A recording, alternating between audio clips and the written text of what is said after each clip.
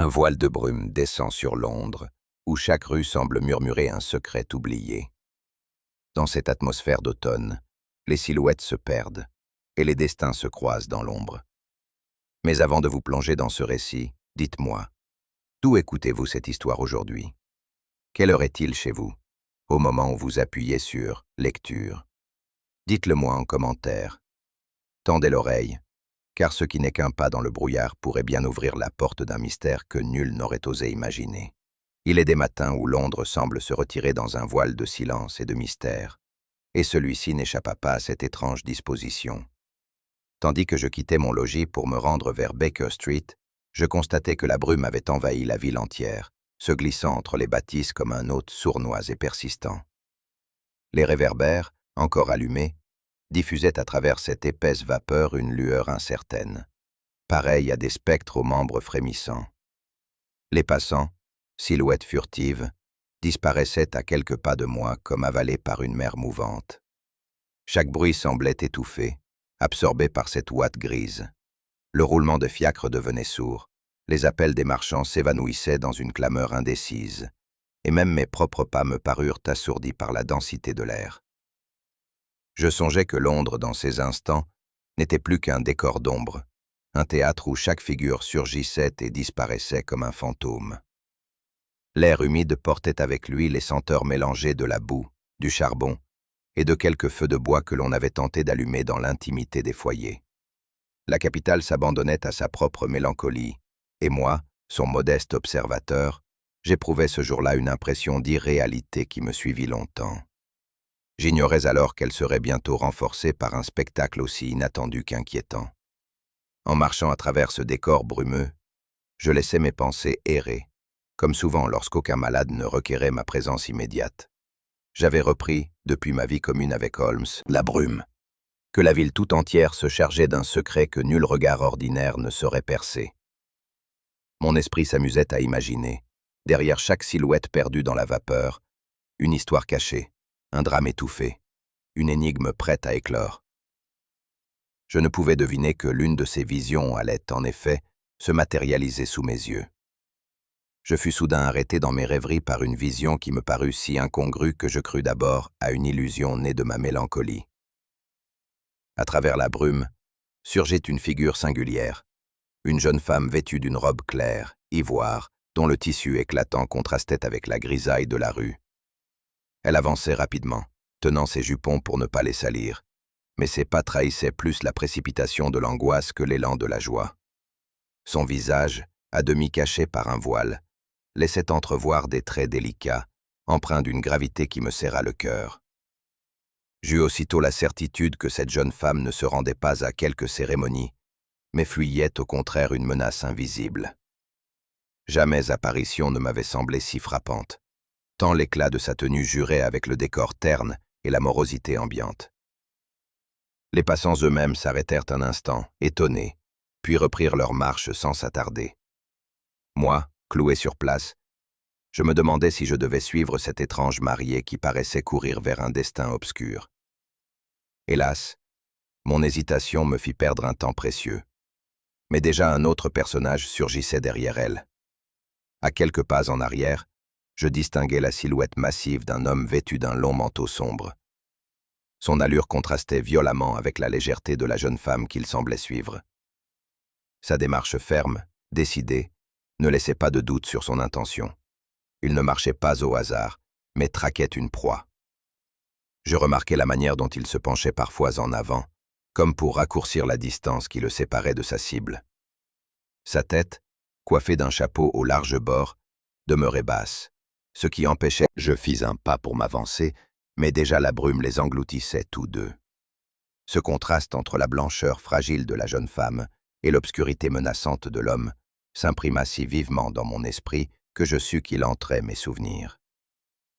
En moins de quelques secondes, la scène s'évanouit comme si elle n'avait jamais existé. La mariée disparut dans la nappe de brouillard, et son poursuivant s'effaça tout aussi rapidement. Je demeurai seul, figé, à scruter l'espace vide.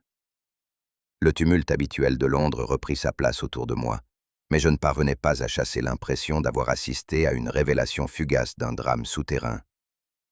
Je songeais que mon imagination, échauffée par la brume et par mes pensées mélancoliques, avait pu me jouer un tour. Pourtant je ne pouvais nier la netteté des détails, la blancheur éclatante de la robe, la boue qui menaçait d'en souiller l'ourlet, le pas déterminé de l'homme sombre. Tout cela possédait la consistance d'un fait réel. Je continuais ma marche, mais ce spectacle me suivit avec insistance. Je revis, à chaque coin de rue, le voile clair de la mariée flotter un instant avant de disparaître.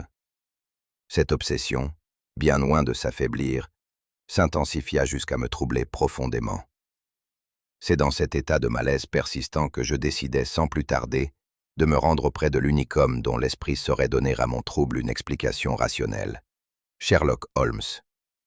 Je pressai le pas et, après une marche hâtive, me retrouvai devant la porte familière de Baker Street.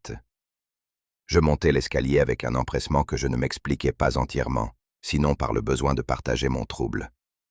Holmes m'accueillit avec son calme habituel, assis près de la fenêtre, sa pipe entre les doigts. « Vous semblez avoir vu un fantôme, Watson, » dit-il avec un sourire ironique, sans même lever les yeux. Je ne pus m'empêcher de frémir.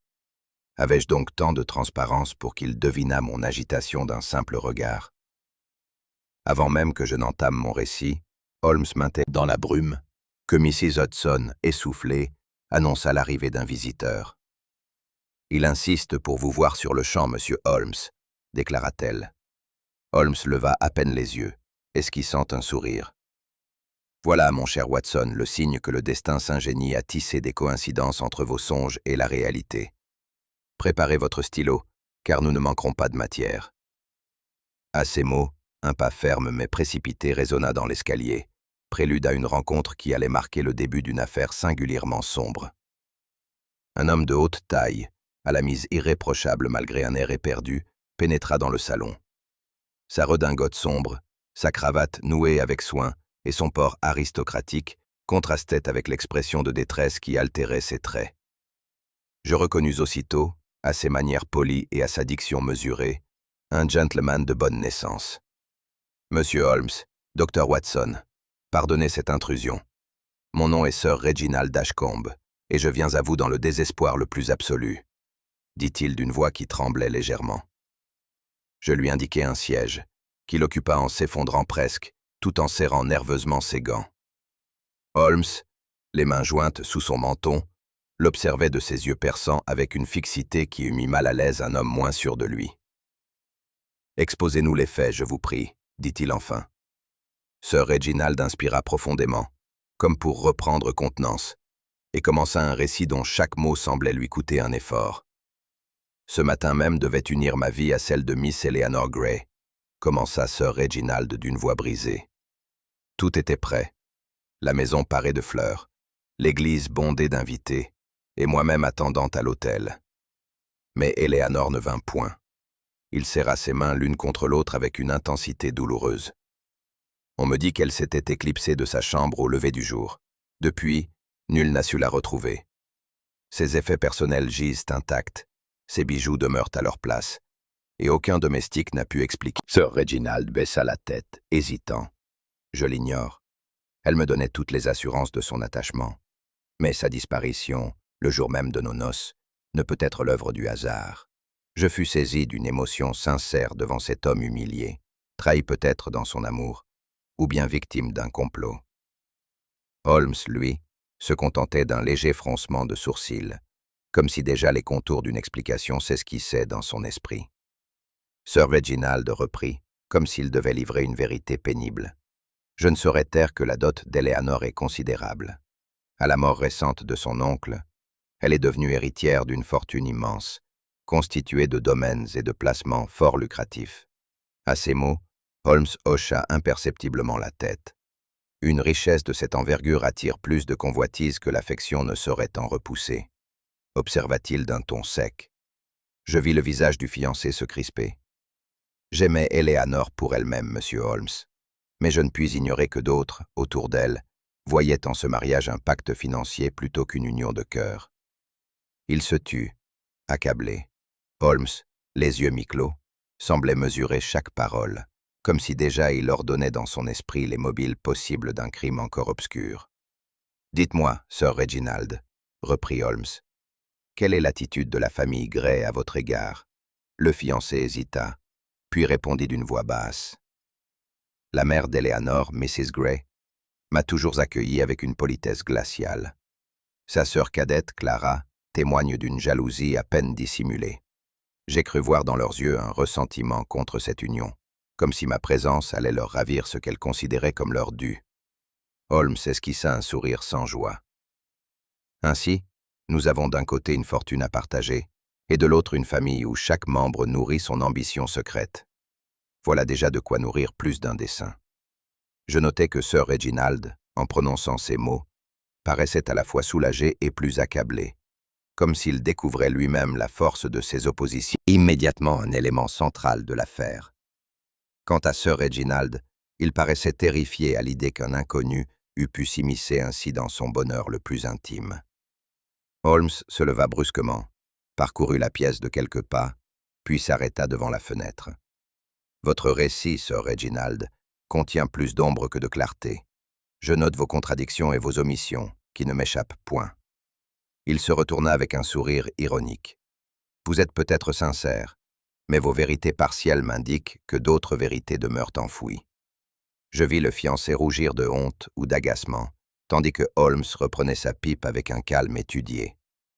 Holmes brisa enfin le silence. Quoi qu'il en soit, la disparition de Miss Gray mérite notre attention. L'amour, l'orgueil et l'argent s'y entremêlent en un tissu fort propice au drame. Il fixa Sir Reginald de son regard pénétrant. « Je prends votre affaire, monsieur. Mais sachez-le, la vérité n'est jamais ce que l'on souhaite, et elle ne fait point de cadeau aux âmes trop confiantes. » Je reconnus dans sa voix cette assurance glaciale qui précédait toujours ses entreprises les plus redoutables. Sir Reginald inclina la tête avec reconnaissance, ignorant encore à quel point la lumière de Holmes allait bouleverser sa vie. Nous quittâmes Baker Street dans une voiture de louage, le brouillard s'étant quelque peu dissipé pour laisser place à une brise fraîche d'automne. Les rues de Londres, encombrées de fiacres et de passants affairés, semblaient indifférentes au drame qui se nouait dans l'intimité d'une famille. Je ne pouvais m'empêcher, durant ce trajet, de songer à la silhouette de la mariée que j'avais aperçue dans la brume, un spectre éphémère dont l'image revenait me hanter à chaque détour. Holmes, silencieux, avait les yeux fixés sur la vitre, comme absorbé dans une suite de calculs invisibles. Son mutisme, que je connaissais trop bien, signifiait qu'il organisait dans son esprit la trame encore confuse des faits rapportés par Sir Reginald. « Vous verrez, Watson, » dit-il. Le manoir des Gray apparut soudain, sombre et imposant derrière une grille de fer forgé. Sa façade sévère, percée de hautes fenêtres étroites, donnait l'impression d'un édifice plus prompt à enfermer des secrets qu'à accueillir la lumière. Une pelouse mal entretenue s'étendait devant nous, semée de feuilles mortes que le vent balayait en tourbillons désordonnés. Je ressentis, en franchissant le seuil, une froideur inexplicable, comme si l'air même s'y trouvait imprégné d'hostilité. Holmes, lui, ne laissa paraître aucune émotion. Il posa seulement son regard aigu sur les lourdes boiseries du vestibule, puis sur le majordome, qui nous introduisit d'un pas réticent. « Voilà, Watson, » dit-il à mi-voix, « le théâtre parfait d'une tragédie domestique. Observez comme le silence pèse ici plus lourd que nulle part ailleurs. » Je compris en pénétrant dans le salon que nous ne serions pas accueillis avec chaleur. Les murs chargés de portraits sévères, l'absence de toute gaieté féminine et la raideur du mobilier semblaient confirmer que la demeure cachait plus d'ombre que de lumière. Nous fûmes introduits auprès de Mrs. Gray, femme d'une cinquantaine d'années dont l'attitude dominait la pièce entière. Drapée dans une robe sombre, elle se tenait droite comme une statue, ses yeux froids fixant Holmes avec une autorité hautaine. « Messieurs, » dit-elle d'une voix ferme, « je suppose que vous venez importuner ma famille davantage encore. Sachez que nous avons déjà assez souffert du scandale. » Holmes s'inclina légèrement, son regard pétillant d'ironie. « Madame, » répondit-il, « il n'est point dans mes habitudes d'importuner, mais d'éclairer. Or, le brouillard de Londres ne saurait rivaliser avec celui qui enveloppe votre maison. » Je crus voir une lueur de colère traverser les yeux de la matriarche, bien vite remplacée par une rigidité glaciale. Son discours oscillait entre la volonté de préserver l'honneur familial et la crainte d'un secret éventé. Holmes, tout en paraissant détaché, notait chaque inflexion de sa voix, chaque mouvement de ses mains crispées sur le bras de son fauteuil. Je compris alors, détourna le regard. Dans ses propos transparaissait une jalousie à peine voilée. Jalousie de la beauté d'Eleanor, de sa fortune, peut-être même de son fiancé. Ses yeux brillaient d'un éclat amer, et sa voix s'élevait par instants comme pour accuser, avant de retomber dans un silence pesant. Je perçus que son attitude ne provenait pas seulement du ressentiment, mais aussi d'une peur plus secrète, qu'elle n'osait avouer. Holmes, quant à lui, semblait déjà l'avoir percée à jour, tout en feignant de prendre ses paroles pour argent comptant. Après ces entrevues, Holmes demanda à converser avec les domestiques. On nous conduisit dans l'office, où quelques visages fatigués se détournaient pour éviter nos regards. Le majordome répondit aux questions avec une exactitude mécanique, mais ses yeux baissés trahissaient une crainte diffuse. Une femme de chambre, interrogée sur les allées et venues d'Eleanor, se borna à répéter qu'elle n'avait rien vu. Ses mains tremblaient si fort qu'elle laissa échapper un trousseau de clés. Holmes, qui n'en manqua rien, se pencha pour le ramasser et le lui rendre avec un sourire qui ne fit qu'accroître son trouble. « Voyez, Watson, dit-il ensuite à voix basse, comme le silence s'impose ici moins par ignorance que par contrainte. Ce n'est pas qu'ils ne savent rien, mais qu'ils n'osent rien dire. » Je compris, à l'angoisse visible dans chaque regard, que l'autorité de Mrs. Gray pesait comme une chape sur ses serviteurs, et que leurs langues étaient liées par une peur plus forte que toute curiosité. Nous fûmes conduits dans la chambre d'Eleanor, qui semblait figée dans l'attente de son retour.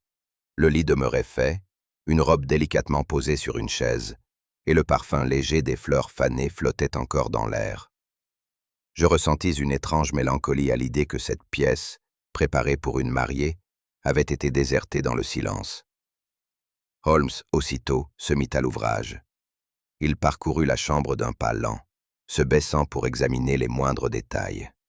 Ses yeux brillaient d'une acuité redoutable. « Remarquez, Watson, dit-il. » Holmes s'arrêta devant un vase posé près de la fenêtre. Les fleurs, autrefois fraîches, étaient désormais flétries, leurs pétales brunis tombant sur la table. « Curieux, dit-il. Ce bouquet fut sans doute préparé pour la cérémonie, et pourtant, il n'a pas été emporté. Cela trahit soit une indifférence étrange, soit une volonté délibérée. » Je m'étonnais qu'il accordât tant d'importance à ce détail.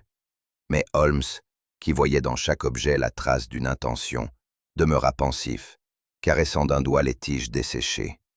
Sous la coiffeuse, Holmes découvrit un gant abandonné. Il le prit délicatement entre ses doigts et me le montra. « Voyez, Watson, ces taches sombres sont de la boue récente. Une mariée ne se promène pas ainsi dans sa chambre. Ce gant a connu l'extérieur, et fort peu de temps avant de finir ici. » Je frissonnais.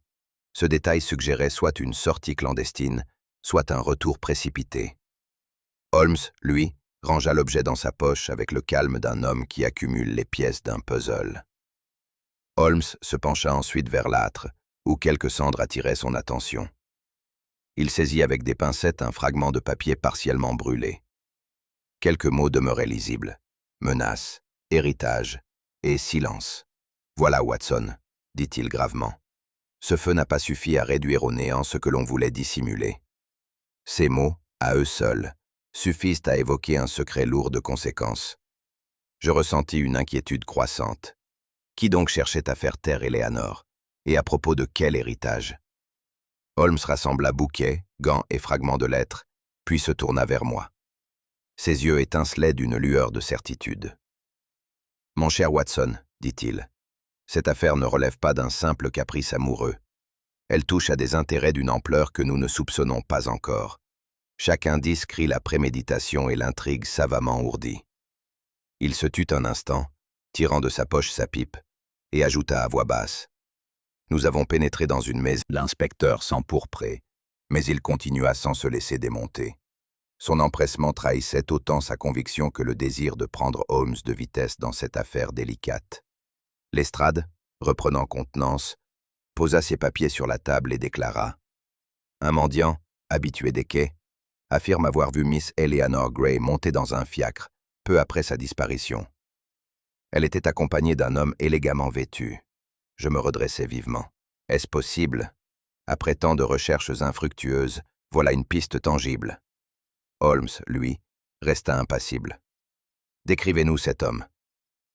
Le témoin parle d'une stature élancée, d'un manteau sombre et d'une canne à pommeau d'argent. Il prétend que la jeune femme paraissait résignée, non contrainte, précisa Lestrade, avec un sourire satisfait. Je crus y voir une lumière de vérité, mais Holmes esquissa un rictus moqueur. Ah, voilà qui ressemble trop à un tableau peint pour convaincre l'œil exercé. Je gage que ce vagabond saura enjoliver encore davantage son récit lorsque nous l'entendrons nous-mêmes. Lestrade, piqué au vif, proposa aussitôt de le faire venir. Holmes acquiesça d'un geste distrait, comme s'il attendait déjà l'occasion de dévoiler la supercherie.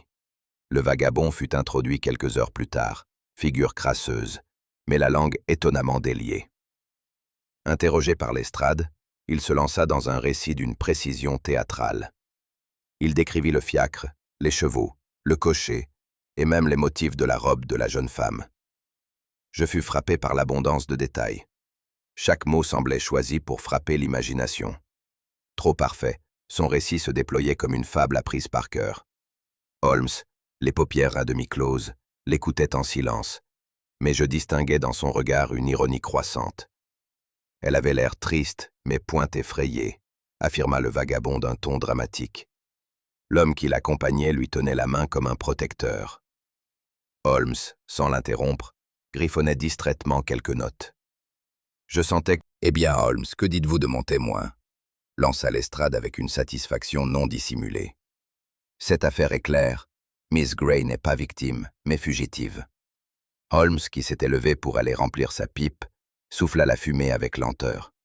« Votre témoin, mon cher Lestrade, parle trop bien pour être vrai. Et cela seul suffit à éveiller mon soupçon. » Lestrade se raidit. « Vous refusez donc de croire un malheureux mendiant qui n'a rien à gagner. » Holmes haussa légèrement les épaules. « Rien à gagner? Voilà une hypothèse charitable que votre esprit pratique aurait dû examiner 2 fois avant de l'énoncer. » Je compris que la rivalité éternelle entre ces 2 hommes reprenait de plus belle, et que la scène allait tourner à l'avantage de Holmes. Holmes fit signe au vagabond d'approcher. « Vous avez une mémoire remarquable, mon ami. Dites-moi, combien de pas séparent l'entrée de l'église du fiacre que vous prétendez avoir vu ?» L'homme hésita, bredouilla un chiffre, puis un autre. Holmes sourit. « Voilà qui est intéressant. Vous comptez les pas, mais vous oubliez la couleur du cheval. » L'homme pâlit. Holmes poursuivit avec cette ironie mordante qui lui était coutumière. « Et dites-moi, puisque vos yeux semblent si perçants, la jeune femme portait-elle un voile ou non ?» Le vagabond balbutia une réponse contradictoire. Holmes se retourna vers Lestrade. « Voyez, inspecteur, votre témoin change de version à chaque question. On lui a glissé un récit préparé, qu'il récite mal. » L'homme, pris de panique, tenta de se justifier, mais Holmes l'interrompit froidement. « Vous avez été payé, n'est-ce pas? Peu importe par qui, cela suffira pour établir que votre témoignage n'a pas plus de valeur que les cendres d'une pipe éteinte. » Je vis Lestrade fulminer, mais l'évidence était irréfutable. Malgré la démonstration éclatante de Holmes, Lestrade s'entêta. « Je persiste à croire que Miss Grey a fui avec un inconnu. Les jeunes femmes héritières ne manquent jamais de prétendants secrets. » Holmes, Lestrade quitta Baker Street. Holmes resta pensif quelques instants, le regard fixé sur la fumée de sa pipe. « Watson, dit-il enfin, ce faux témoin ne nous trompe guère, mais il nous éclaire. Là où il y a mensonge organisé, il y a une main habile qui tire les fils. » Je compris alors que pour Holmes, ce n'était pas le vagabond qui comptait, mais celui qui l'avait mis en scène. Et ce maître de l'ombre déjà éveillait sa curiosité insatiable. Après le départ de Lestrade et du faux témoin, je crus qu'Holmes allait rejeter d'un revers de main cette mascarade. Mais, à ma surprise, il se leva avec une énergie nouvelle et déclara « Watson, nous allons suivre cette piste jusqu'au bout, aussi grossière paraisse-t-elle. C'est dans les faux semblants que se cache souvent la main véritable de l'adversaire. » Je tentais d'objecter que tout cela ressemblait davantage à une farce qu'à une preuve sérieuse. Holmes, un sourire ironique aux lèvres, me répondit « Mon cher ami, les mensonges, lorsqu'ils se répètent, laissent parfois une trace plus révélatrice que la vérité elle-même. Voyons donc où ces filets mal tissés veulent nous conduire. » Ainsi débuta une journée singulière, où nous allions courir de lieu en lieu, chaque étape nous entraînant plus loin dans un labyrinthe dont la logique même semblait fabriquée pour nous égarer. Notre premier arrêt fut un obscur prêteur sur gage, niché dans une ruelle où la lumière du jour peinait à entrer. L'homme derrière le comptoir, sec et nerveux, nous accueillit avec une courtoisie forcée. Il affirma qu'une jeune femme correspondante au signalement d'Eleanor Gray avait vendu, 2 jours plus tôt, un bijou de grande valeur. Holmes, d'un ton faussement candide, demanda à voir l'objet en question. Le prêteur hésita, puis sortit d'un tiroir une petite boîte contenant un anneau délicat.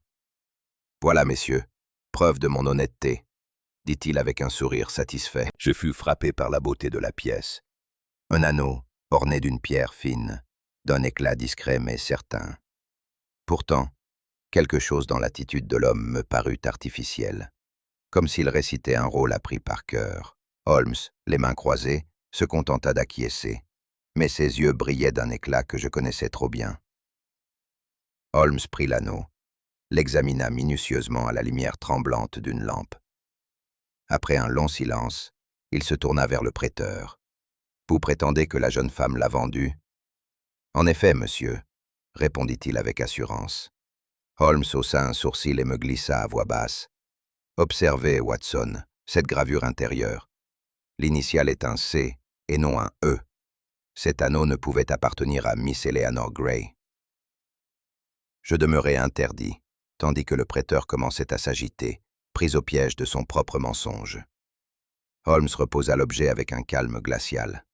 « Vous avez sans doute été mal renseigné, ou peut-être avez-vous voulu nous conduire sur une piste faussement claire. » L'homme bredouilla une excuse maladroite, mais je compris aussitôt que l'anneau avait été introduit dans l'affaire pour confirmer artificiellement la thèse de la fuite volontaire.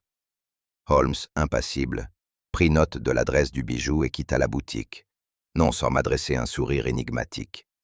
Alors que nous sortions, un jeune commis vint discrètement nous aborder. Son regard fuyant et son débit rapide trahissaient l'embarras. Il confirma l'histoire du prêteur, mais ses paroles semblaient trop bien alignées, comme apprises d'avance.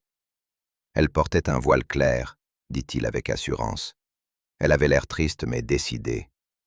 Holmes l'écouta sans l'interrompre, puis déclara simplement « Vous êtes un bien habile conteur pour un simple employé de boutique. » Le jeune homme devint écarlate, balbutia quelques mots, puis disparut derrière le comptoir. Je compris alors que cette scène entière avait été orchestrée. L'anneau, le récit du commis, tout concourait à peindre une Eleanor fugitive. Holmes, Watson, comme l'écriture hésite entre 2 styles distincts. Une main déguisée, assurément. Le réceptionniste, pris de court, tenta de se justifier en affirmant qu'il se souvenait parfaitement du visage de la jeune femme.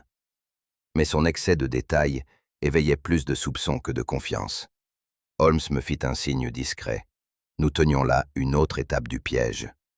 Nous demandâmes à voir l'aubergiste en personne. Celui-ci, homme corpulent à la voix tonitruante, se montra d'une volubilité excessive.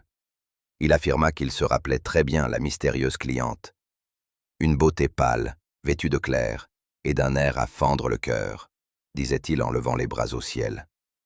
Holmes, impassible, le laissa déployer sa tirade. Je fus presque ému par son récit, jusqu'à ce que mon ami me glisse. Trop d'emphase, Watson. Observez, il parle de ses yeux bleus alors que Sir Reginald les a décrits bruns. Je demeurai confus, mais l'évidence s'imposait. L'homme avait brodé sur une base incertaine pour rendre l'histoire plus convaincante. Chaque détail ajouté affaiblissait sa crédibilité. Holmes conclut sèchement. Vous vous souvenez fort bien de ce que l'on vous a demandé de dire. Mais de ce que vous avez vu, j'en doute. L'aubergiste se troubla, et je sus que la vérité n'était pas de son côté.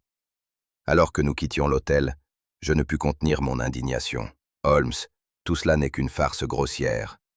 Comment des hommes peuvent-ils inventer des mensonges si maladroits?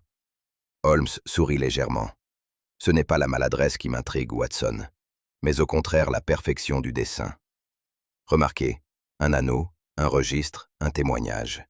Chaque indice s'accorde avec l'autre, formant un tableau d'une cohérence presque trop belle. Voilà la marque d'un esprit qui veut nous égarer à tout prix. Je demeurai songeur. Mais pourquoi tant d'efforts, si la vérité était simple? Holmes répliqua. Parce que celui qui organise cela a quelque chose de beaucoup plus grave à cacher. En nous menant sur de fausses routes, il espère gagner le temps. Nous marchions en silence lorsque Holmes s'arrêta brusquement. Ses yeux, habituellement brillants d'ironie, s'assombrirent. « Watson, dit-il d'une voix grave, nous ne sommes pas les chasseurs dans cette affaire, mais les proies. Chaque indice a été placé pour nous, et quelqu'un, quelque part, observe nos moindres mouvements. » Un frisson parcourut mon échine. Je compris que l'affaire dépassait de loin les caprices d'une héritière disparue. Une intelligence redoutable se cachait derrière ce rideau de fumée. Par un après-midi gris, nous reçûmes de nouveau la visite de Sir Reginald Ashcombe. Je remarquai aussitôt qu'il n'entrait pas avec la même agitation fébrile que lors de notre première rencontre, mais avec une gravité calculée, presque trop posée pour paraître sincère. Son visage demeurait impassible, et ses gestes, mesurés avec soin, semblaient destinés à effacer toute trace de trouble. Holmes, qui n'était jamais dupe des apparences, l'accueillit avec une politesse teintée d'ironie. « Voilà un homme ragaillardi, » murmura-t-il, qui semble avoir trouvé dans le malheur de sa fiancée une étrange sérénité. Je fus choqué par cette remarque, mais plus encore par le regard scrutateur que Holmes posa sur Reginald, comme un chimiste observant une réaction délicate. Sir Reginald s'installa face à nous et entreprit de relater, d'un ton volontairement égal, ses dernières démarches pour retrouver Eleanor. Mais je sentais déjà que ce calme n'était pas celui d'un homme sincèrement éploré. C'était le masque de quelqu'un qui cherche à dissimuler plus qu'il ne veut révéler. Alors que Sir Reginald décrivait les heures précédant la disparition de sa fiancée, Holmes fronça imperceptiblement les sourcils.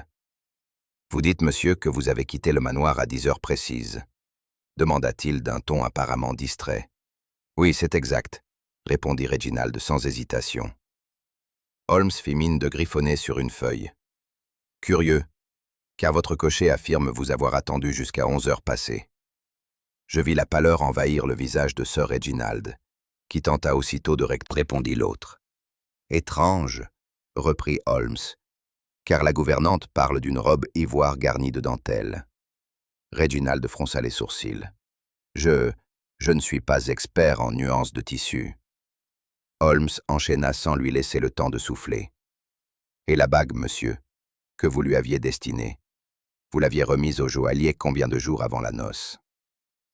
Reginald hésita, bafouilla une réponse vague, puis se reprit. Mais chaque question anodine semblait le prendre au dépourvu, et ses réponses devenaient de plus en plus confuses. Je contemplais la scène avec fascination. Holmes tissait son filet avec la patience d'une araignée, chaque fil étant une interrogation innocente, chaque nœud une incohérence mise en lumière. À mesure que l'entretien avançait, Sir Reginald apparaissait moins comme un fiancé accablé que comme un homme acculé, contraint de défendre une version qui s'effritait sous le poids des détails. Lorsque Sir Reginald eut quitté Baker Street, Holmes demeura pensif quelques instants. Puis, se tournant vers moi, il déclara d'une voix ferme. « Mon cher Watson, nous avons affaire à un homme dont le désespoir n'est pas celui d'un amoureux éconduit, mais d'un joueur acculé. » Je le regardai avec stupeur. « Des dettes? Vous en êtes certain ?» Holmes sourit finement. « Plus certain encore que du brouillard qui pèse sur Londres. J'ai consulté, par l'entremise d'un correspondant discret, les registres d'un club très fermé. Sir Reginald y a laissé des sommes considérables, perdues au jeu. » Je restai interdit. Mais pourquoi dissimuler cela? Parce qu'un homme ruiné n'a que deux issues, l'honneur ou la compromission. Il a choisi la seconde. Cette dot, Watson, n'était pas seulement un attrait mondain. Elle représentait pour lui la planche de salut. Un silence pesant suivit ses paroles. J'étais saisi d'indignation à l'idée qu'un mariage, prétendu fondé sur l'amour, n'eût été qu'un calcul sordide. Holmes, lui, demeurait implacable. Nous n'avons vu que le lendemain, alors que nous prenions le thé à Baker Street, un vieil ami de Holmes, homme discret lié au cercle mondain, vint lui rendre visite. Après quelques politesses, il se pencha vers nous et murmura « Sir Reginald n'a pas seulement des dettes de jeu. Il avait, jusqu'à peu, une maîtresse. Une cantatrice, dit-on, qu'il a brusquement délaissée pour mieux assurer son mariage avantageux. » Holmes l'écouta sans manifester d'émotion, mais je sentis en moi grandir une réprobation profonde. L'informateur poursuivit. Cette femme, blessée dans son orgueil et ruinée par ses caprices, aurait laissé entendre qu'elle se vengerait. À ces mots, je compris que l'affaire prenait un tour encore plus sombre. Un fiancé couvert de dettes, compromis dans une liaison scandaleuse, et désormais soupçonné d'avoir attiré sur lui la rancune d'une femme rejetée. Lorsque notre visiteur partit, Holmes se leva et déclara simplement « Voilà un nouveau fil, Watson. Mais ce n'est peut-être pas celui qui nous mènera au centre de l'écheveau. » Je ne pus contenir mon indignation. « Holmes, songez-y. Voilà un homme qui, tout en ruinant une malheureuse créature et en se vautrant dans le jeu, osait prétendre unir son destin à celui d'une jeune femme honorable. Et l'on voudrait que nous voyions en lui un fiancé éploré? Mon cœur se soulevait à l'idée qu'Eleanor Gray, innocente et confiante, ait pu être livrée à un tel personnage. L'idée seule me révoltait. Holmes, cependant, demeura impassible, comme s'il n'entendait pas mes élans.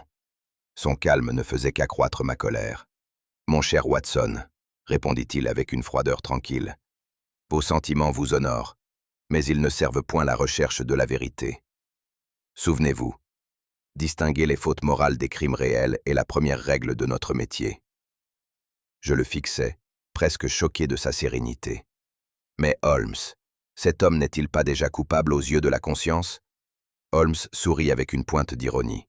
« Aux yeux de la conscience peut-être, aux yeux de la loi pas encore. Il y a, derrière ce drame apparent, une main plus subtile encore. Chaque indice ne fait que renforcer ma conviction. Nous n'avons pas encore touché le véritable ressort de l'affaire. » Il se rassit, alluma sa pipe et conclut. « Plus nous avançons, Watson, plus il devient évident que nous ne faisons que gratter la surface d'un mystère dont les profondeurs nous restent cachées. Préparez-vous. Ce qui est voilé ne le demeurera pas éternellement. » Un soir, alors que nous revenions du manoir des Gray, une domestique vint discrètement nous remettre un billet. L'écriture tremblée portait la signature de Miss Clara Gray, qui priait Holmes de la rencontrer loin de l'autorité maternelle. L'entrevue eut lieu dans un petit salon attenant à une maison amie, à l'abri des regards. Clara entra précipitamment, le visage marqué par une agitation qu'elle s'efforçait mal de contenir. Elle jeta des regards autour d'elle, comme si chaque mur pouvait trahir sa présence. Holmes, qui l'accueillit d'un signe, l'invita à s'asseoir. « Vous craignez d'être entendue, mademoiselle ?» demanda-t-il d'un ton mesuré. « Plus que vous ne l'imaginez, » répondit-elle à demi-mot. Et déjà, je pressentais que ses confidences seraient lourdes de révélations. D'abord hésitante, Clara finit par laisser éclater une amertume longtemps contenue. « Vous ignorez, monsieur Holmes, ce que signifie grandir dans l'ombre d'une sœur adorée de tous. Eleanor était la préférée, la belle, la promise à un brillant avenir. Moi, je n'étais qu'un reflet terne, à peine remarqué. » Sa voix vibrait d'une sincérité douloureuse. Elle avoua avoir envié la grâce d'Eleanor, son charme naturel, et surtout la tendresse indulgente que leur entourage réservait à l'aîné. « Je n'ai jamais souhaité sa perte, » ajouta-t-elle vivement. Mais je ne puis nier que sa supériorité me rongeait. Holmes l'écoutait sans un mot, son regard perçant fixé sur elle. Je fus ému malgré moi par cette confession, où la jalousie se mêlait à une détresse sincère. Je compris que cette rivalité avait marqué leur vie plus profondément que ne le soupçonnait le monde extérieur.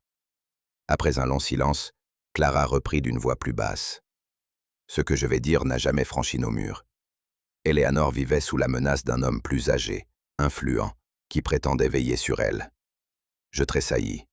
Clara décrivit cet individu comme un personnage sombre, respecté en société, mais dont la présence faisait frissonner Eleanor. Ses attentions, voilées de politesse, dissimulaient des exigences terribles. Elle craignait que ces menaces ne se transforment un jour en actes. Holmes inclina la tête, attentif. Et ce personnage, le connaissez-vous par nom? Demanda-t-il. Clara détourna les yeux. Je n'oserais le prononcer, pas encore. Mais sachez qu'il n'est pas étranger aux affaires de notre famille. Un silence pesant suivit ces paroles. Je sentais le poids d'une révélation partielle, comme si Clara redoutait davantage de dénoncer cet homme que de rester elle-même soupçonnée de jalousie. Holmes, lui, paraissait déjà relier ce fragment à d'autres pièces du puzzle. Puis Clara changea de ton. Notre famille a été bouleversée par la mort récente de notre oncle Henry. Il laissa derrière lui un patrimoine considérable, mais aussi un vide d'autorité. Elle raconta que cet oncle, homme respecté, avait toujours été le garant d'un équilibre fragile. Sa disparition avait ouvert une lutte silencieuse autour de ses biens. Eleanor devait hériter de la part la plus substantielle, ce qui accrut encore les tensions. Ma mère, attachée au prestige, voyait en ce mariage avec Sir Reginald la garantie d'une influence durable. Clara baissa la voix. J'ignore si la mort de notre oncle fut naturelle ou hâtée, mais depuis lors, chaque jour semble porter en lui le germe d'un conflit nouveau.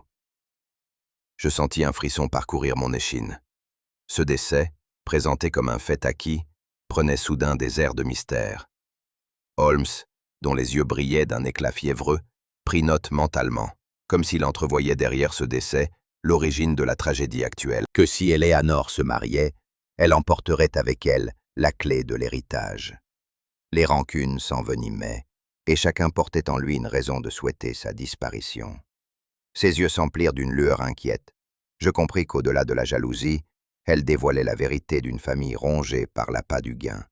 Pourtant, sous cette dureté apparente, Clara se brisa soudain. Sa voix trembla. « Vous ne savez pas ce que c'est que de vivre éclipsé, comme une chandelle face au soleil. Tout le monde voyait Eleanor. Moi, j'étais voué à l'oubli. » Ses larmes perlèrent, et je découvris une femme plus fragile que la sœur jalouse que nous avions rencontrée. Elle confessa sa peur de vieillir sans amour, de rester prisonnière de l'autorité maternelle, d'être réduite au rôle de spectatrice. Peut-être ai-je souhaité, dans mes heures les plus sombres, qu'Eleanor disparaisse, mais je n'aurais jamais eu la force de lui nuire réellement. Holmes se pencha légèrement vers elle. « Votre sincérité vous honore, mademoiselle, et c'est précisément dans ces contradictions humaines que réside la vérité. » Je fus ému malgré moi. Clara, qui jusque-là paraissait dure et sèche, révélait une détresse poignante. Ses paroles achevaient de peindre un tableau où l'ombre de la jalousie se mêlait à une soif d'affection jamais comblée. Lorsque Clara se tut enfin, Holmes prit la parole avec lenteur. « Vous venez de nous donner, mademoiselle, la clé de cette énigme. Ce mariage n'était point une idylle sentimentale, mais une transaction, une pièce de stratégie où l'amour comptait moins que l'argent et le pouvoir. » Il se redressa, et son regard se durcit. « Qu'il s'agisse de votre mère, de Sir Reginald, ou d'autres encore, chacun avait un intérêt à contraindre Eleanor. Voilà pourquoi sa disparition ne saurait être réduite à un caprice de jeune femme. Elle est au centre d'un complot. » Ces mots tombèrent avec un poids terrible, et Clara inclina la tête, comme écrasée par cette évidence. Je sortis de cet entrevue en marchant aux côtés de Holmes. Je songeais que le véritable danger ne résidait pas seulement dans les menaces extérieures, mais dans la fragilité même des cœurs humains, lorsqu'ils sont livrés à la tentation de la fortune.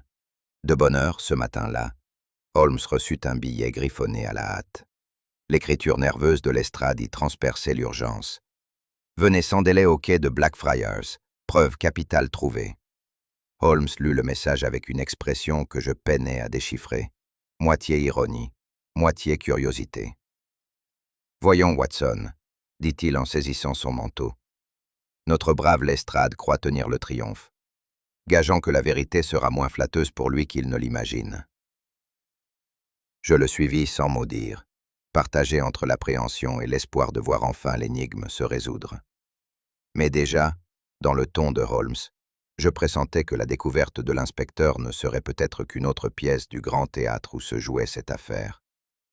Nous traversâmes Londres sous un ciel bas. La brume s'épaississait au point de noyer les clochers et de dissoudre les contours des maisons. Les fiacres passaient comme des fantômes. Les passants pressaient le pas, indifférents à notre hâte. En longeant la Tamise, je fus frappé par l'odeur lourde du fleuve, ce mélange de vases et de fumées industrielles qui donnait au quai une atmosphère presque sépulcrale. Holmes marchait d'un pas ferme, indifférent aux éléments, tandis que je sentais grandir en moi une inquiétude sourde. « L'estrade nous attend là-bas », dit-il en désignant une silhouette que l'on distinguait à peine à travers la brume. La lueur d'une lanterne révélait un petit attroupement de policiers, penchés sur quelque objet dissimulé par le brouillard. Je compris alors que ce que nous allions voir ne serait pas une simple preuve, mais un spectacle capable de marquer à jamais la mémoire de celui qui l'apercevrait. Lorsque nous approchâmes, l'estrade leva la main pour nous arrêter. « Messieurs, » dit-il d'une voix solennelle, ce symbole de fête et d'innocence gisait à mes pieds comme une accusation muette. J'imaginais Eleanor, prisonnière de ses bourreaux, son dernier combat étouffé par les flots. « Pauvre enfant », murmurai-je.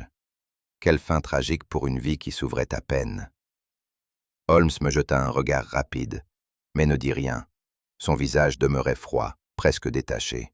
Je crus y voir de l'insensibilité, mais je savais au fond de moi que c'était la concentration d'un esprit refusant de céder à l'émotion. Pour ma part, je ne pouvais contenir ma douleur. Il me semblait que l'affaire avait perdu tout mystère pour ne garder qu'une affreuse certitude. La jeune mariée avait été assassinée. Ce spectacle glaçant effaçait mes dernières illusions, et je sentais déjà peser sur mes épaules le deuil d'une vérité trop dure à supporter. L'estrade, lui, paraissait triompher. Son visage exprimait l'assurance de celui qui croit avoir clos une enquête. « Il n'y a plus de doute, Holmes », déclara-t-il en se frottant les mains. « Eleanor Gray a été tuée, son corps précipité dans la Tamise, et cette robe en est la preuve éclatante. » Je le vis jeter sur Holmes un regard presque provocateur, comme s'il attendait une approbation. Mais Holmes demeura impassible, se bornant à tirer une longue bouffée de sa pipe. « Vous allez trop vite, l'estrade, » finit-il par dire. « Une preuve, dites-vous ? Voyons si elle résiste à l'examen. » Holmes s'agenouilla dans la boue sans la moindre répugnance. De ses doigts précis, il effleura le tissu détrempé, inspecta les coutures, examina les taches.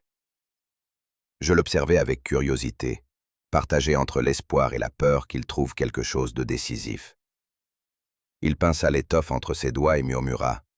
« Notez, Watson, que le sang n'a pas pénétré les fibres en profondeur. Ces marques ont été déposées après coup, non absorbées par le tissu comme elles l'auraient été dans un véritable combat. » Il releva également l'absence d'usure au bas de la robe. Pas une trace de déchirure. Holmes se redressa, tenant la robe à bout de bras. Ceci n'est pas le témoignage d'une mort, mais le masque d'un crime inventé. Le sang fut répandu artificiellement, la robe déposée ici pour frapper les esprits crédules. L'estrade, interloqué, balbutia quelques mots. « Mais pourquoi une telle comédie ?» Holmes répondit avec ironie. « Parce que, mon cher inspecteur, rien n'est plus efficace pour détourner la police que de lui offrir un drame si bien composé qu'elle n'est plus à réfléchir. » Je sentis mon cœur battre à nouveau, hésitant entre soulagement et confusion. Alors que je passais de l'effroi au soulagement, Holmes, lui, resta de marbre. Pour lui, ce n'était qu'une énigme de plus à résoudre, et non le sort tragique d'une jeune femme. « Voyez, Watson, » me dit-il enfin, « la logique seule doit guider nos pas, car l'émotion est l'ennemi de la vérité. » Je ne pus qu'acquiescer, tout en remerciant intérieurement le ciel que ce vêtement ne fût pas l'annonce certaine d'un décès. Mais je compris aussi que, derrière cette mascarade, l'ombre de l'ennemi se faisait chaque jour plus redoutable. Holmes, après avoir longuement médité sur les faux indices éparpillés autour de l'affaire, me remit un matin un billet qu'il avait reçu d'une main anonyme. Les mots, tracés avec une sobriété troublante, lui indiquaient de chercher dans les faubourgs de Londres, là où l'on ne s'aventure guère sans nécessité. « Voilà qui m'inspire, Watson », déclara-t-il en repliant le papier. « L'auteur connaît notre affaire, mais ne se compromet pas en s'exposant. Un informateur sincère ou un complice brouillant nos pistes, c'est ce que nous allons découvrir. » Je demeurai interdit, partagé entre la curiosité et le scepticisme. Pourtant, je savais par expérience que les moindres signaux pouvaient conduire Holmes à des révélations inattendues. Son regard vif et son impatience d'agir me convainquirent que cette piste, si ténue fût-elle, ne pouvait être négligée. Nous partîmes aussitôt, guidés moins par une adresse précise que par l'intuition du détective, lequel semblait dessina une silhouette austère. Un vieux couvent aux murs sévères, d'où émanait une atmosphère de retrait et de mystère. Le portail de fer grinça lorsque nous nous en approchâmes, et je sentis un frisson me parcourir, comme si nous franchissions la frontière d'un monde où la vérité attendait. Tapi dans le silence, Holmes eut un léger sourire. « Nous y voilà, Watson. Je soupçonne que derrière ces murs se cache plus qu'une retraite pieuse. » Nous frappâmes à la lourde porte de bois, et ce fut une sœur à l'air grave qui vint nous ouvrir. Son regard empreint de méfiance glissa sur Holmes puis sur moi, comme si elle cherchait à deviner nos intentions avant de nous laisser entrer. « Nous venons en toute discrétion, ma sœur, » dit Holmes d'un ton posé mais ferme. « Notre visite concerne une personne dont la sécurité est menacée. » Les mots semblèrent éveiller en elle une inquiétude dissimulée. Elle nous conduisit à travers des couloirs sombres, ornés de crucifix et baignés de silence. Les autres religieuses que nous croisâmes évitaient soigneusement nos regards, mais je crus percevoir, dans leurs attitudes retenues, une tension qui confirmait l'importance de notre venue. Finalement, la sœur s'arrêta devant une porte étroite et hésita avant de frapper doucement. « Nous n'avons pas le droit », murmura-t-elle presque pour elle-même. Puis, cédant à une impulsion, elle nous ouvrit le passage. Holmes me lança un coup d'œil triomphant, comme s'il avait prévu dès le départ que nos réticentes hôtesses finiraient par révéler ce qu'elles s'efforçaient de protéger. La porte s'entr'ouvrit et je découvris, dans une petite cellule blanchie à la chaux, la silhouette frêle d'Eleanor Gray. Elle était vivante. Ses traits portaient la marque de la fatigue et de l'angoisse, mais ses yeux, en croisant les nôtres, exprimèrent un mélange de soulagement et de crainte. Je ne pus retenir un cri étouffé. « Mademoiselle !» Holmes, plus maître de lui, s'inclina légèrement. « Vous avez choisi un refuge sûr, mais il est temps que nous comprenions la véritable raison de votre fuite. » Elle hésita longuement, serrant entre ses doigts un « Je ne puis encore dire le nom de celui qui me poursuit », ajouta-t-elle avec un frisson. « Sa puissance est trop grande, et ses menaces trop précises. Mais sachez, monsieur Holmes, que je n'ai jamais cessé de redouter le jour où il tiendrait enfin parole. » Holmes répondit simplement. « Votre silence, mademoiselle, en dit déjà beaucoup. » Lorsque Holmes l'encouragea d'un signe de tête, Eleanor prit une profonde inspiration. Ses doigts tremblaient sur le chapelet qu'elle tenait encore, comme si cet objet pieux lui donnait la force de parler. « Je n'ai pas été enlevée, monsieur Holmes, » dit-elle d'une voix claire mais chargée d'émotion. « C'est moi qui ai choisi de fuir. J'ai compris, à la veille de la cérémonie, que ce mariage n'était qu'un piège doré, une prison dont je n'aurais jamais pu m'évader. » Je restais pétrifié devant une telle révélation. Sir Reginald, que nous avions vu se présenter comme un fiancé éploré, devenait sous ces paroles l'image d'un geôlier insidieux. Eleanor poursuivit. Je redoutais moins le scandale que l'idée de livrer mon avenir à un homme dont les ambitions m'étaient étrangères et dont les véritables sentiments demeuraient obscurs. Ma fuite fut la seule issue que je pus imaginer. Ses yeux s'emplirent de larmes, mais je perçus aussi, derrière cette fragilité, la résolution farouche d'une âme qui avait préféré la liberté à la soumission. Pourtant, lorsque Holmes lui demanda si son geste était uniquement dicté par la peur du mariage, Eleanor baissa la tête et garda un long silence. Ce ne fut qu'après un instant de lutte intérieure qu'elle reprit la parole. « Depuis des mois, murmura-t-elle, je suis la proie d'un complot qui me dépasse. Des lettres anonymes, des menaces voilées, des pressions constantes. On voulait me contraindre à obéir, mais je ne puis, je n'ose, prononcer le nom de celui qui tire les ficelles. » Holmes, penché légèrement vers elle, la fixa avec une attention soutenue. « Vous craignez pour vous-même, mademoiselle, ou pour quelqu'un d'autre ?» demanda-t-il doucement. Elle détourna les yeux, incapable de répondre. Son silence contraste entre l'éclat que devait avoir sa marche vers l'autel et la pâleur de son visage dans cette cellule me bouleversa. Je crus entendre, au fond de ma mémoire, l'écho des cloches de noces qui ne sonnèrent jamais. « Courage, mademoiselle, » balbutiai-je malgré moi. « La vérité trouvera son chemin. » Elle me répondit d'un faible sourire, plus douloureux que des sanglots. Holmes, d'un ton empreint d'une douceur que je lui connaissais rarement, posa encore quelques questions. Mais à chacune, Eleanor opposait la même retenue. Elle paraissait décidée à porter seule le fardeau de ce secret, quitte à souffrir davantage. Je crus voir dans le regard du détective une lueur d'agacement. Pourtant, il se contenta d'un hochement de tête et d'un léger sourire énigmatique. « Inutile de forcer une serrure dont la clé nous sera donnée en temps voulu », me dit-il à voix basse. Je compris alors que, malgré son silence, Eleanor avait laissé entrevoir assez de fissures pour que l'esprit de Holmes en déduise déjà une partie de la vérité. Mais il choisissait, fidèle à son habitude, de garder ses conclusions pour lui seul. Lorsque nous quittâmes le couvent, les religieuses nous reconduisirent avec gravité. L'une d'elles insista. « Vous ne direz rien de ce que vous avez vu. » Holmes inclina la tête. « Nous respecterons votre silence, mes sœurs. Mais soyez assurés qu'avant peu, la lumière sera faite. » Je sentis dans ses paroles une solennité qui me frappa. Tandis que nous regagnions le fiacre, son regard fixé sur les murs du couvent trahissait la certitude que la bataille à venir se jouerait bien au-delà de ces cloîtres silencieux. Je n'oublierai jamais l'étrange solennité avec laquelle Holmes fit préparer cette réunion. Dès notre arrivée au manoir, il exigea que l'on rassemble tous les protagonistes de cette ténébreuse affaire dans le grand salon aux boiseries sombres. Les rideaux épais, tirés à demi, laissaient passer une lumière incertaine qui accentuait l'oppression des lieux.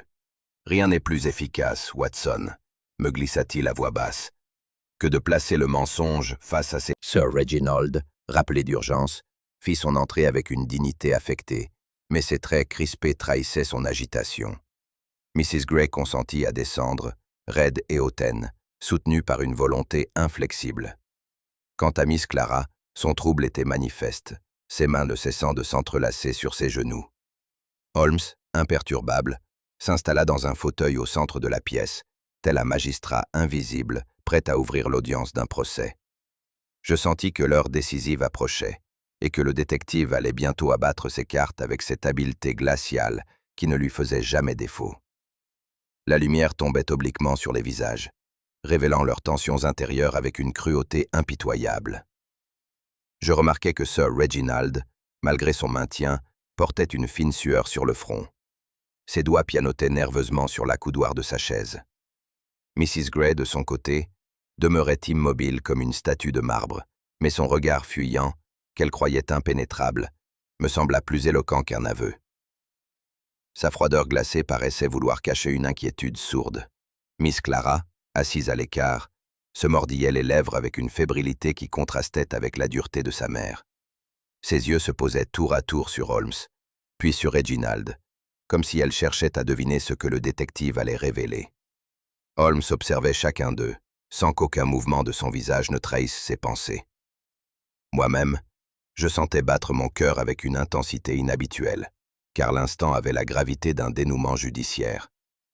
La pièce, silencieuse, n'était troublée que par le tic-tac régulier d'une pendule. Chacun semblait attendre que le couperet tombe, et je compris que ce silence pesant était la toile de fonte idéale pour l'orchestration de la vérité par mon ami. Holmes brisa enfin le silence par une remarque dont l'ironie fit sursauter plus d'un convive. « Mesdames, messieurs », dit-il avec cette nonchalance qui lui était propre, « il est rare qu'un mariage interrompu par une fugue se révèle être une affaire d'intérêt général. » Pourtant, je perçus l'effet de ces paroles. La mère se raidit davantage. Reginald pâlit, et Clara, fascinée, semblait boire chaque mot de mon ami. Alors, avec la rigueur d'un chirurgien, Holmes déroula le fil du complot. « Le décès récent de votre frère, madame, » dit-il en se tournant vers Mrs. Gray, « plaça un héritage considérable entre les mains de votre fille. Un héritage dont vous craignez qu'il échappe à votre influence. Quoi de plus commode, alors, que de sceller une alliance avec un homme dont les besoins financiers en faisaient un complice docile. » Il se tourna vers Sir Reginald, qui baissa les yeux. « Vos dettes de jeu, monsieur, vous rendaient vulnérable. En échange d'un mariage avec Eleanor, vous trouviez une dot opportune, et Madame Gray assurait sa main mise sur la fortune. » Un murmure parcourut l'assemblée, mais Holmes continua, implacable. Les fausses pistes, les témoins fabriqués, les indices trop parfaits. Tout cela n'était que le fruit d'une orchestration destinée à masquer la vérité. Mais votre erreur fut de sous-estimer la volonté de la mariée, car c'est elle-même qui, par sa fuite, a déjoué vos calculs. Un silence de plomb s'abattit. Sir Reginald, livide, fixait le sol, tandis que Mrs. Gray serrait son éventail avec une crispation fébrile. Clara, quant à elle, laissa échapper un souffle où se mêlaient soulagement et terreur. Holmes se tourna soudain vers Mrs. Gray, dont le visage restait figé dans une raideur hautaine. « Madame, dit-il d'une voix tranchante, vous ne sauriez prétendre à l'innocence. Votre ambition glaciale vous a conduite à devenir la complice volontaire de Sir Reginald. Vous étiez prête à livrer votre propre fille à un mariage de convenance, où son bonheur importait peu face à l'assurance d'une fortune consolidée. » La dame laissa échapper un souffle indigné, mais ses yeux sombres, fuyant vers le sol, confirmaient davantage que ses protestations. « Vous avez manœuvré, » reprit Holmes, « par crainte de perdre votre emprise sur l'héritage. Votre silence, vos faux semblants, n'étaient que les pierres d'un... » Holmes, changeant de ton, posa un regard pénétrant sur Clara. « Mademoiselle, dit-il, vous vous croyez dissimuler derrière vos airs de jalousie. Mais la vérité est tout autre. C'est vous qui avez aidé Éléanore à fuir. » Clara blêmit, puis porta une main à sa bouche.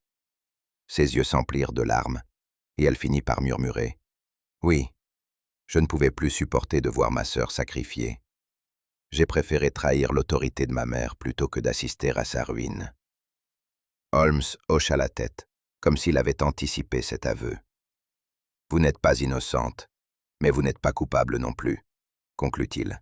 « Vous avez agi par désespoir et par instinct de protection. » Je fus frappé par la justesse de cette révélation qui transformait Clara de témoin amer en alliée secrète. À ces mots, Sir Reginald, jusque-là figé dans une dignité forcée, s'effondra comme un acteur dont le rôle échappe soudain. Ses épaules s'affaissèrent, et sa voix, d'abord ferme, se brisa en balbutiements. Tout cela n'était qu'une tentative de sauver mon avenir. Je n'avais pas d'autre choix. Holmes, implacable, le regarda fixement. « Vous aviez le choix, monsieur, mais vous avez préféré le mensonge et la cupidité. » Reginald, acculé, porta ses mains à son visage et ne tenta plus de se défendre. L'évidence l'avait écrasé. Il n'était plus ce fiancé éploré qu'il prétendait être, mais un homme nu, révélé dans toute sa faiblesse morale. Je sentis alors que la tragédie d'Éléanore avait pris fin dans l'humiliation de son prétendant. L'inspecteur Lestrade, qui jusque-là écoutait en silence, grogna en se levant. « Encore une fois, Holmes, vous avez vos manières de nous ridiculiser. Mais, foi de Scotland Yard, l'essentiel est que la mariée soit retrouvée. Quant à vos subtilités, je laisse cela aux philosophes. » Holmes sourit finement. « Les subtilités, comme vous dites, sont précisément ce qui distingue la vérité d'une simple supposition. » Lestrade haussa les épaules, renfrogné, surpris à marcher longuement dans les rues, arpentant les quais et les avenues noyées de brouillard, le cœur alourdi d'une mélancolie difficile à dissiper. Les fiacres glissaient lentement dans ce voile laiteux. Les silhouettes se dissipaient au détour des carrefours comme des apparitions évanescentes. Chaque pas que je faisais me ramenait, malgré moi, à ce souvenir premier. Une jeune femme en robe de mariée surgissant de la brume londonienne, fugitive et fragile. La ville, dans sa froideur, semblait s'être faite complice de mon imagination, rappelant à chaque instant la silhouette évanouie d'Éléanore. Ce brouillard, complice muet des mystères, avait été le rideau de théâtre sur lequel s'était jouée cette énigme. Et je sentais qu'il continuerait longtemps à m'imposer ce souvenir obsédant, comme un refrain mélancolique au cœur de la cité. Il m'arrivait, à l'improviste, de revoir cette scène dans le théâtre intime de ma mémoire. Éléanore, vêtue de clair, avançant dans le brouillard d'un pas pressé, suivi par une ombre inquiétante. Ce spectacle pourtant fugitif avait imprimé dans mon esprit une image indélébile. Je savais que la vérité avait été dévoilée, que le complot avait été mis à nu, et qu'Éléanore, encore en vie, avait choisi son chemin. Mais cette certitude n'effaçait point le charme douloureux de ce premier instant, où je l'avais prise pour une apparition surnaturelle. Chaque fois que le brouillard s'épaississait sur Baker Street, je m'imaginais voir son voile flotter au détour des pavés, fragile et insaisissable. J'en venais presque à douter de ma perception. Avais-je réellement assisté à cette scène, Ou n'était-ce qu'une invention de mon esprit romantique, avide de drames et de mystères? La réponse importait peu. Ce qui comptait, c'était l'empreinte laissée sur mon âme par cette vision. Et je savais que tant que durerait l'automne londonien, Eleanor continuerait de hanter mes rêveries comme une mariée de brume, insaisissable et poignante. Ces réflexions me menèrent à considérer la fragilité de l'innocence humaine. Eleanor, malgré sa jeunesse et sa douceur, avait dû affronter une tempête de passions contraires. La tyrannie d'une mère, la jalousie d'une sœur, l'intérêt sordide d'un fiancé. Que reste-t-il alors de l'idéal d'amour et de mariage, sinon une illusion brisée?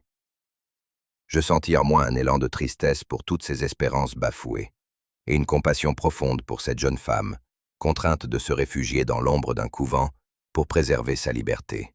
Ainsi en va-t-il des drames que nous côtoyons aux côtés de Holmes. Ils ne sont pas seulement des énigmes à résoudre, mais aussi des blessures humaines dont les cicatrices demeurent. Et si lui les contemple avec détachement, moi je ne puis m'empêcher de les ressentir comme autant de témoignages de la fragilité de l'âme humaine. De retour à Baker Street, je retrouvais mon ami assis dans son fauteuil favori, une silhouette immobile, les jambes croisées et la pipe entre les doigts. La fumée montait en volutes paresseuses, emplissant la pièce de ce parfum capiteux qui annonçait toujours ses méditations les plus profondes. Je pris place en face de lui, espérant une remarque, une conclusion, un mot qui viendrait clore cette affaire singulière. Mais Holmes, les yeux mi-clos, semblait perdu dans un océan de pensées, comme détaché du monde qui l'entourait. Ses regards parfois se posaient sur moi, avec une lueur ironique que je connaissais bien. Mais il ne disait rien.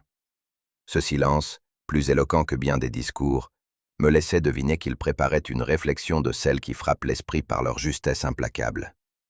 Finalement, il ôta sa pipe de sa bouche et dit, d'une voix lente et mesurée, « Voyez-vous, Watson, le mariage est l'un de ces contrats que les hommes parent d'illusions. Ils l'appellent union des cœurs, mais trop souvent il n'est qu'alliance d'intérêts. Sous le voile blanc se cache parfois la main froide de l'avidité. » Je voulus protester, mais il poursuivit. « L'affaire Gray n'est qu'un exemple parmi tant d'autres. La vérité nue, crue, se dissimule sous des voiles d'apparat. Et il appartient à ceux qui observent avec rigueur de soulever qu'il fut, me laisserait toujours une impression de vérité, voilée, insaisissable comme le brouillard londonien. Même à présent, alors que le brouillard s'est dissipé et que le silence a repris ses droits, il me semble entendre encore l'écho d'un pas, le froissement d'un voile ou le soupir d'une vérité à demi voilée. Certaines énigmes se résolvent par la logique, mais la mémoire, elle, demeure peuplée d'ombres que nulle raison ne saurait effacer. Et vous, croyez-vous que le choix d'Eleanor fut un acte de courage ou une fuite dictée par la peur? Et si derrière ce silence subsistait une autre vérité encore inavouée? Dites-le moi en commentaire. Si cette histoire vous a touché, je vous invite à l'accompagner d'un signe de votre présence. Un like, un mot partagé, un murmure confié en commentaire ou encore un abonnement pour poursuivre, ensemble, le chemin des mystères.